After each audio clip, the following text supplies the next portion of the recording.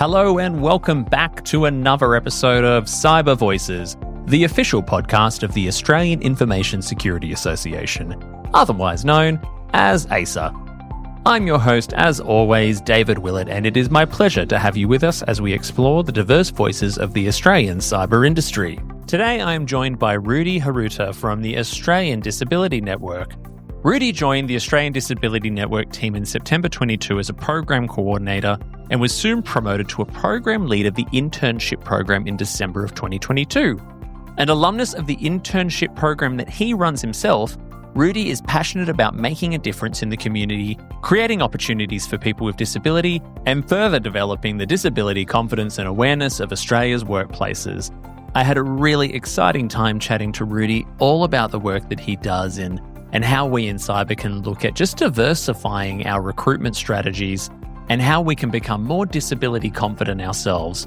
So please sit back, relax, and enjoy Cyber Voices.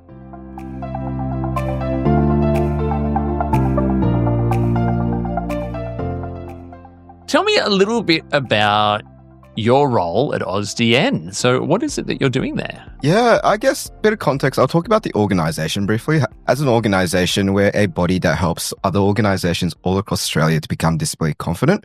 And we have a lot of bespoke services to support that, where we recognize a lot of people with disability are on their unique journey. And we recognize that with a lot of organizations as well. And for myself, I run our service, which is our internship program, where we support students with disabilities get internships at big organizations. And we also help organizations become disability confident, where I always say everyone learns differently. Yeah. And the practical experience of implementing disability confidence and also supporting a person with disability can be just as important. So that's where our program comes in for our interns and employers or everyone involved, really. What are some of the initial guidance that is usually given to an organization around becoming disability confident? Yeah, great question. I guess this is also to caveat, everyone's very different. So we do give different advice, but I guess we always go back at the Australian Disability Network. We always go back to our guiding principles. One, never assume everyone's really different. Number two, always ask a question. And everyone's experience of disability is as unique as their fingerprint. And our other advice on top of that as well, just really ask the person. Take the pressure off yourself and ask the person what they need or what the situation is. So ask the expert, which is themselves, and makes it easier. It's really leaning into, well, just what diversity really means. And that is that not everyone is just like you. And a lot of people have a different experience. And it touches on, we were talking a little bit this before we record, intersectionality when it comes to people in the workplace. We are going to talk about, this is a cyber podcast, and we will get to, what you're sort of seeing in terms of how AusDN is supporting tech and cyber industries. Before we get to that, though, I'm interested to hear a little bit about your story with AusDN and how you got involved. I remember from when we spoke a few weeks ago, planning to get you on the show, you mentioned you went through the program at AusDN. Is that correct? Yeah, correct. For me personally, I am a person with disability. I have dyslexia, so that means I love reading, but every other day. And also I have anxiety and depression, which runs in the family, and I'm also getting tested soon for a potential neurodivergent condition. So David, you might actually see me just fiddling around, which is a normal thing for neurodiverse people, where you might see people in meetings swaying around. So I guess that's who I am in general. But for me personally, I've always struggled in school, mostly the learning aspect of it, which I really enjoy the content sometimes, but the focus of learning in a certain way I really struggled with. I found barriers at university, school, and oftentimes transitioning that learning into a workplace was very difficult. So at university, I went to Macquarie University back up in Sydney and came through an ad on our university page, which was stepping into program, and I looked into it. And for myself, I was still going through that tender age of, hey, who am I as a person? I'm still a young person. I don't identify as having a disability, but this program really gives you the support. So I knew I needed something more in terms of support and also acceptance in the workplace. Then I went through the program and I did a events marketing internship at QBE. Right. Not doing the marketing side of things anymore as I'm running the program now, but I'll get into that a bit more. But I think one of the biggest things for me I always mention is the confidence I got out of it, where there has been a lot of things in my life where in terms of what my dyslexia, anxiety provided the opportunities that I didn't have in terms of I wasn't successful in English sometimes because my reading mechanisms wasn't right. Struggled at university sometimes because I thought I was careless or lazy, but reality was it was just dyslexia. And I wasn't managing it properly, or I didn't have the best techniques. But this program really gave me the confidence. Hey, these are just barriers, but not a reflection of yourself. And that really gave me the confidence of, hey, it's about breaking them down. And after I did the internship, I'm a football coach. I guess in Melbourne, I would say soccer. And I didn't have any greater joy than coaching a bunch of boys and really helping them out throughout their journey. Out of nowhere, a program coordinator position came up at the Australian Disability Network, or it used to be called Australian Network on Disability back then, and applied for it. 3 months in, the program lead role for the Stepping Into Internship program opened up. And I was fortunate enough to have a manager that really believed in me and told me, hey, interview for the position and see where it goes from there. And got the position, and it's been 2 years ever since. And I've been running the program.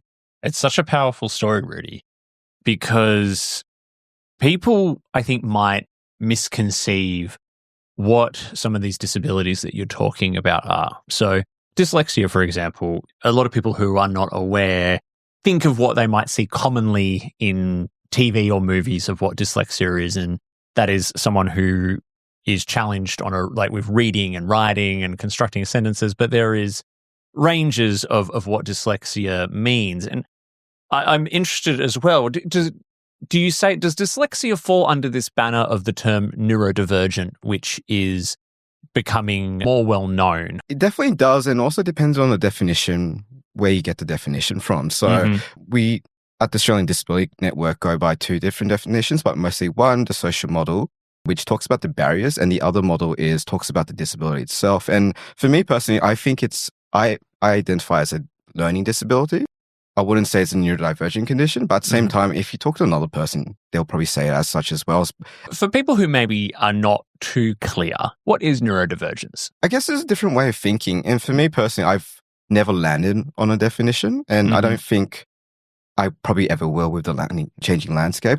So what you alluded to earlier, where the umbrella of neurodivergence is increasing and expanding along the way as well. So that means a lot of other things are coming into play. I would say it's a different way of thinking and also observation of the world in a more general context. But in terms of actual definition, I'll probably be being quite frank with you. It will change by the next time we actually talk about it too. So I genuinely always say a different way of thinking and seeing the world. Is the program that you're focused on at AusDN, I know you do a lot of work with tech companies, and you've done some work with cyber before. I know I've done work with you in some previous roles. Is it focused solely on neurodivergence, or are you looking more broadly in the program that you're running around people with disabilities and helping organizations with that disability confidence? It's more broadly, so anyone with a disability, and we do have a very wide definition of it, and also very accepting that everyone has their unique challenges. We always say everyone will identify really differently with their condition, situation, or disability. So very far wide from physical disability, invisible disability, or anyone that is neurodivergent. Something I've been thinking about whilst we've been talking is some of the barriers or misconceptions that you might come across when you start dealing with organizations. I've had someone in the past approach me who wanted to do work with AusDN to bring in interns. And even then I was like, what does that mean? Why do we need to go to a particular area, to a particular organization to get interns who are potentially living with disability, neurodivergence, or whatever it might be? And then I remember actually having an intern a while ago who said something to me along the lines of, thank you for this opportunity. I don't think I would have gotten it otherwise because I don't do well in traditional interview recruitment. I believe there was some dyslexia involved with this individual as well. This person did have a degree of dyslexia and spoke to me about even just sort of being able to complete an application was quite challenging. That was the most insightful thing I think I've ever had in why a program like this is so important. It's just, well, the traditional methods just don't work for me. Well, they do, but they're really challenging. And it means there's not an even playing field in that regards. And so I imagine that this program really kind of helps level that playing field. What are some of the common misconceptions that you come across when you start working with organizations around their disability confidence? There's quite a bit, and everyone, like we always mention, everyone's on their unique journey where no fault of their own. They just had their own experience where one, it's just more sort of capability of an individual with disability where they can do this, they can't do that. Honestly, most people have so much capability. It's just of the time, it's just the environment around them that would affect their potential. Another one would be how or what type of supports they need. Yep. And oftentimes, I always say another person with dyslexia will be completely different to how I go through things. So the capability and what they need, and also generally what actually is needed in the working environment to facilitate a person with disability. We often say you have and you will work with a person with disability. 1 in 5 people are a person with disability. So that could be friends, family, colleague, or someone in your personal circle. So you definitely have worked with a person with disability, but might not know it. And oftentimes there is that misconception, okay, we can't afford all these workplace adjustments or anything else in between to support them. But most likely that you have, and oftentimes adjustments can be simply just, hey, I prefer written communication over verbal communication.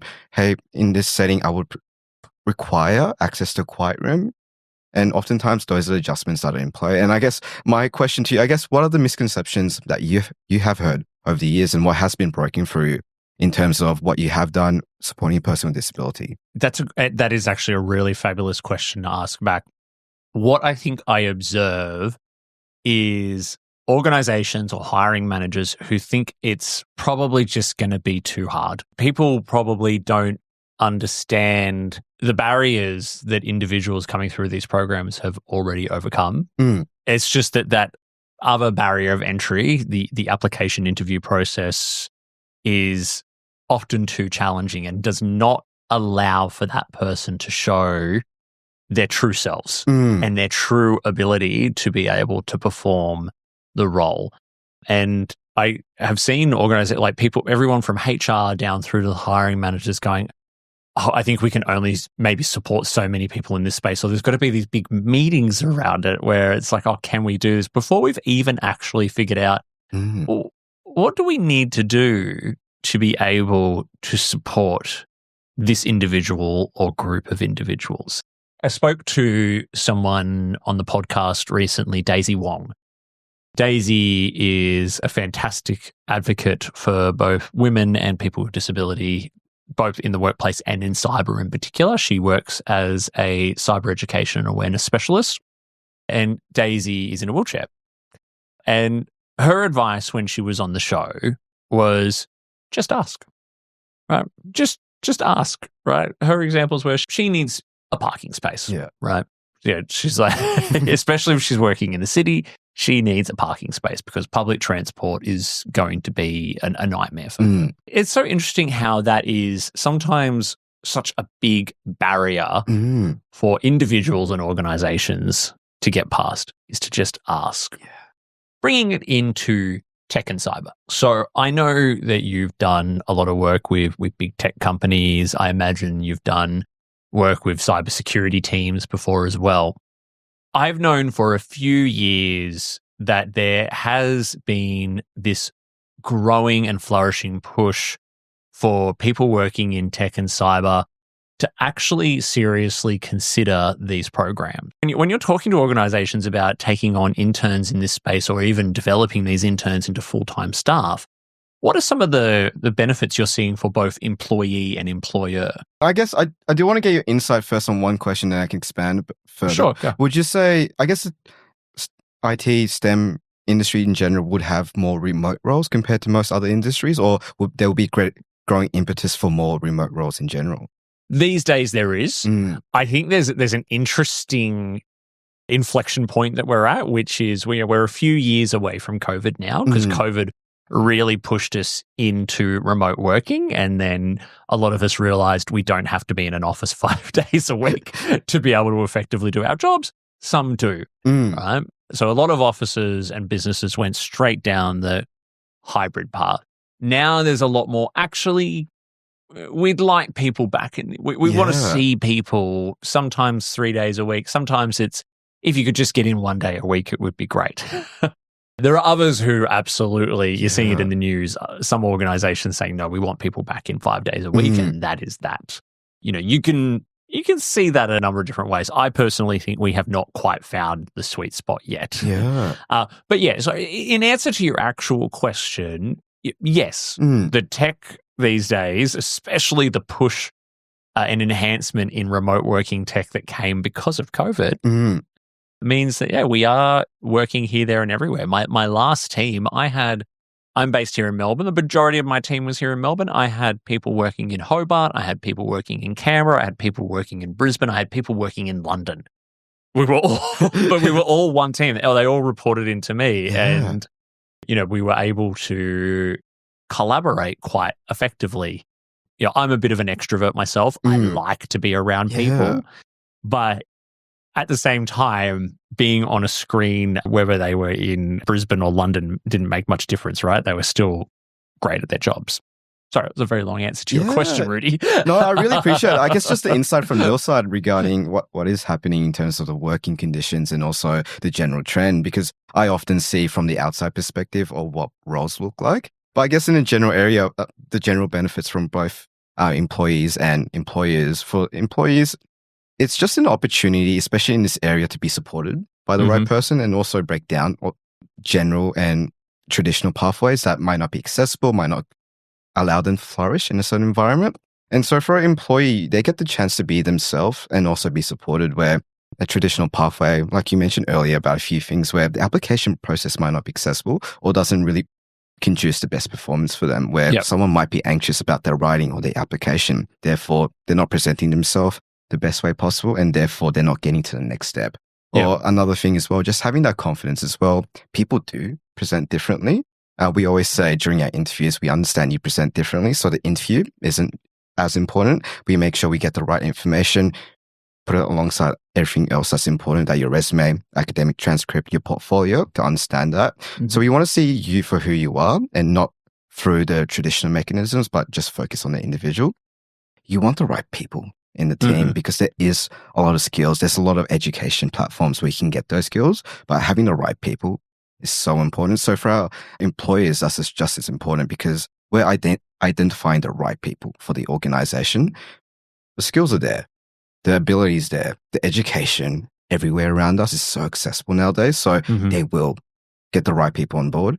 Oftentimes, it's just the reflection of their processes. And for our employers, it's really just a great opportunity to, one, get disability confident, where from my perspective, I guess, we have seen a great influx of IT and STEM related students in our program. And we do think oftentimes they might be misrepresented in interviews or the recruitment process just due to a plethora of factors. And through us breaking down the barriers and also supporting them to understand where the barriers are, they'll be more confident in the future to access a very wide and diverse talent pool. So they'll be confident, hey, we're not recruiting from one pool, but from multiple pools, so we get the best talent possible. We're not missing out. And no matter what, we gave ourselves the best opportunity without saying, what if we did this and that? And on top of that as well, really through our program, just supporting them along the way. No one is disability confident straight away. And like I mentioned earlier, football coach. So I do have a few quotes. And one quote I always say is, you don't become an expert by getting older.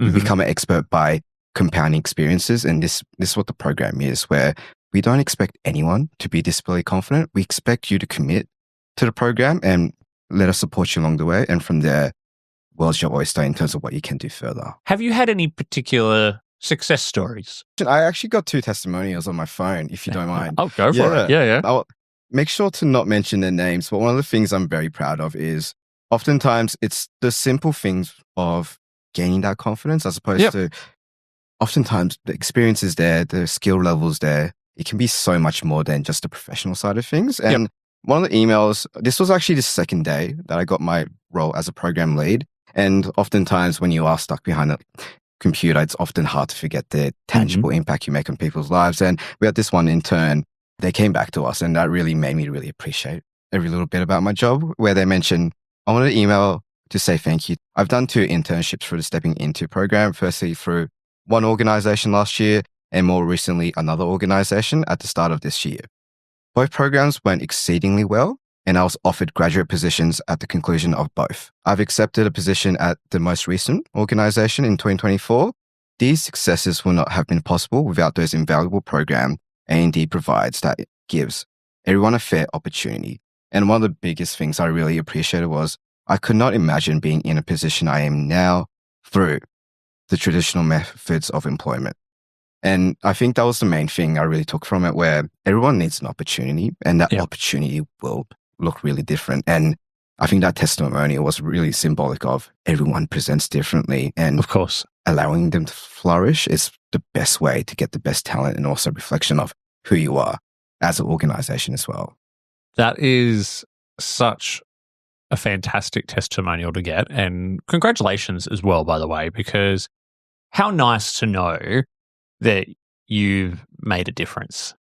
I think that is one of the most rewarding things being in any kind of like recruitment or as a hiring manager or a people leader, no matter what you're doing, whether it's through an internship program like what AusDN is offering, or just in general, that power to actually make a difference. And there's a great segue there into what's happening in cybersecurity. I've worked in cyber since the mid-2000s, and it's changed a lot. Mm. And I've seen it go from an industry which focused heavily on not what you know, but who you know, which is still a little bit of that, to be quite honest.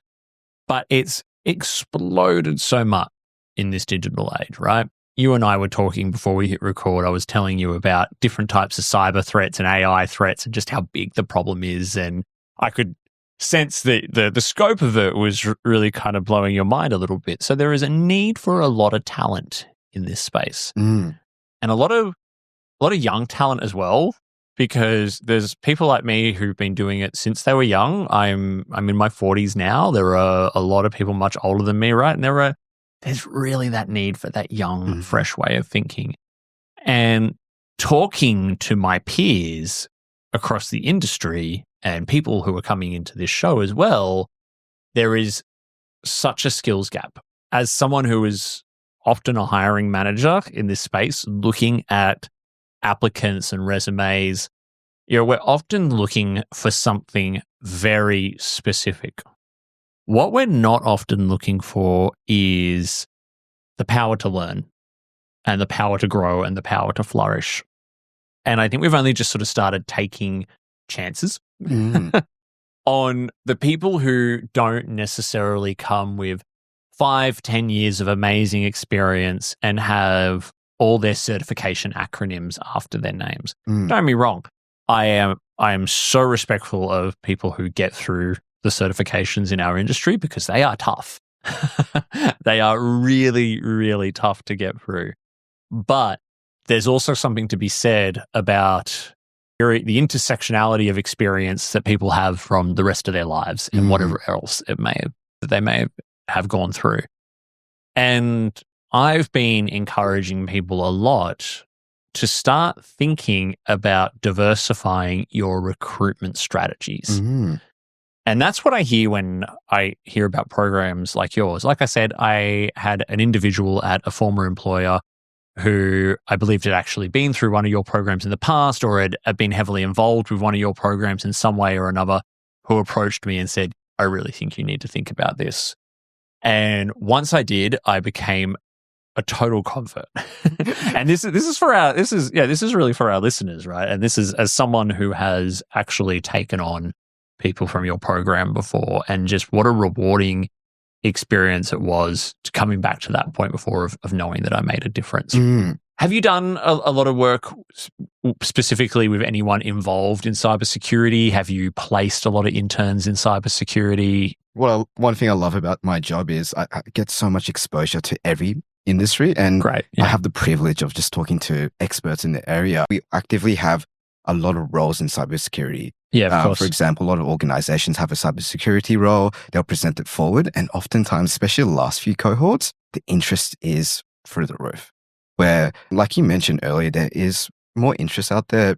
And one of the questions was, in general, I guess, just the influx of interest in cybersecurity, not just the tech area. People are specializing from my observation in general, where we used to just have generalist STEM students that could do software engineering. Maybe they were looking to further nuances like AI, but cybersecurity has bloomed in the last few years. So every role we have, we always have 5 to 10 applicants that are gunning for that role, where in the past, we usually have 3 to 4 applicants for each position. But cybersecurity recently has been a big topic amongst our applicants, where they talk about what's going on during the interviews. I love them.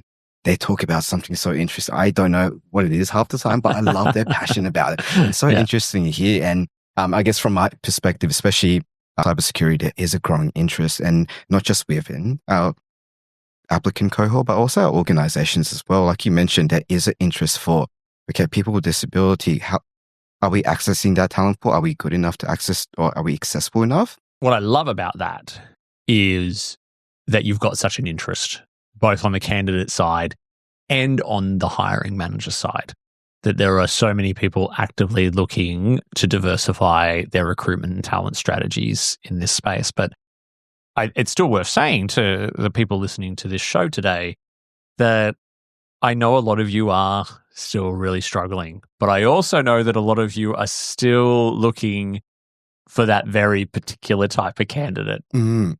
And there are opportunities like what AusDN are doing. And it's not just AusDN.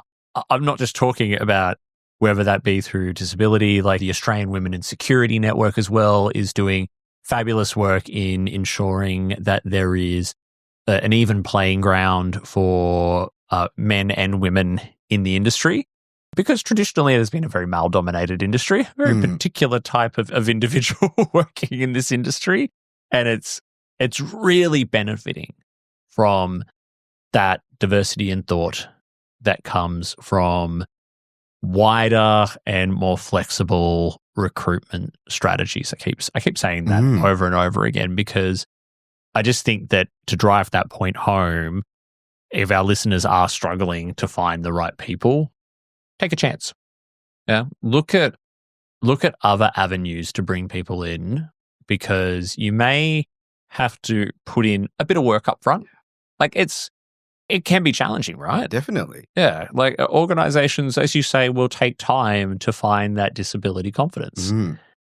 But the rewards of doing so can really, really pay off. I would love to hear more your journey as a hiring manager, like you mentioned. Yeah, sure. You briefly mentioned a few things regarding, hey, it's about who you know, then going through that process of understanding the talent a bit more and going from there. Yeah. I'd also like to hear, I guess, in the cybersecurity space, there is a lot of risk sometimes where certain personnel can make a big difference in both ways. Absolutely. And where does that come in terms of, okay, if we don't hire the right people, we might make mistakes and it might actually affect us. And also, hey, if we don't take the risk, we might risk not going further forward. Where does the risk of your industry come in play? Yeah. Look, you know what? I think it's okay to say that there are certain roles that you need to be very specific about your requirements, right? Where you really do need someone who can come in, who is experienced and who can hit the ground running, because our jobs are very high pressure, high risk, high consequence if we get things wrong. So, you know, my experience has been one of balance. What I will say is that engaging in internship programs through AusDN or also through TAFE, or also just through engagement with the universities around the country as well, having that pipeline of young developing talent is actually really beneficial to your experienced staff as well, because they also get to benefit from getting to teach and getting the support they need from someone who is young, fresh, curious, who can maybe solve challenges in a slightly different way to them, or perhaps looks at the same problems that we've been looking at in a slightly different way. Because one thing I will say as well is that, you know, when you are looking for that very specific someone, geez, you can wade through a lot of applicants who look fantastic on paper.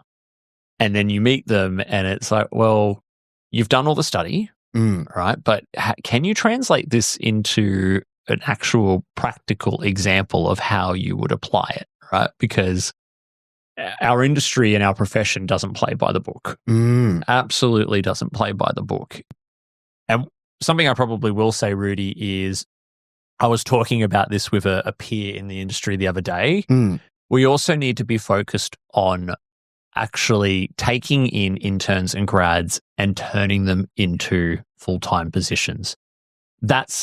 I did ask you before, like, you know, what sort of, is there a high sort of success rate in getting people into full-time roles? Because I think if you are taking in interns, you should probably be aiming to convert a certain amount of them to full-time. It's okay that, you know, you can't do it with everyone. The experience that someone gains will be immeasurable to them. But, you know, we need more than just sort of like these point-in-time solutions as well. You need to be committed to go, is this going to be part of my long-term hiring strategy, or is it just a point in time? Yeah. I personally have always aimed with every intern and grad that I've worked with, I'm always looking, can I turn this 3-month internship into a 12-month fixed-term contract? Can I turn that 12-month fixed-term contract into a full-time position? Yeah. With the benefit being that you get this continuous talent pipeline through the organization, which once it's going, it hums. Wow. Interesting. I really, really appreciated the answer. I guess for me, I really love the fact that you talked about risk and also being intentional about that risk. If you have a plan and if you set out the essential requirements, what's your expectations, it actually makes it easier to be intentional about how you do things and also how you work around potential risk and also potential rewards around everything as well. And I guess the last part as well, if you're really intentional about nurturing that talent, it can actually be more of a benefit in the long run too, where 100%. You're not going through, I need to hire another person, going out to the market, a complete stranger. When you have the interns, when you have the grads, you know how they work. And unfortunately, some people don't get kept on, but that is the nature of being an intern and grad. But at the same time, a lot of people do because they put the hard work in. You rather hire the person that has the organizational knowledge and also has been there. So you know what you're expecting. Rudy, one last question for you is, how can people get involved? Yeah, great question. So our internship program, and we also have a mentoring program as well. To get involved, you will have to be a member at the organization, and we do have 3 tiers of membership, which is the bronze, silver, and gold. And at each level, you get different benefits. Of course. And once you become a member, all you need to do is inquire with us to participate either in our internship program or mentoring program. And from there, we'll take you through the process. Like any program, we do have certain liabilities and compliance we have to get through. But once we get through that, we'll walk you through the process and get through all the training and everything else that needs to be required. So become a member, inquire with us, and we'll walk you through the process. Excellent. Rudy, thank you so much for sharing your voice with us today. It has been an absolute pleasure. Amazing. Thanks for having me on board.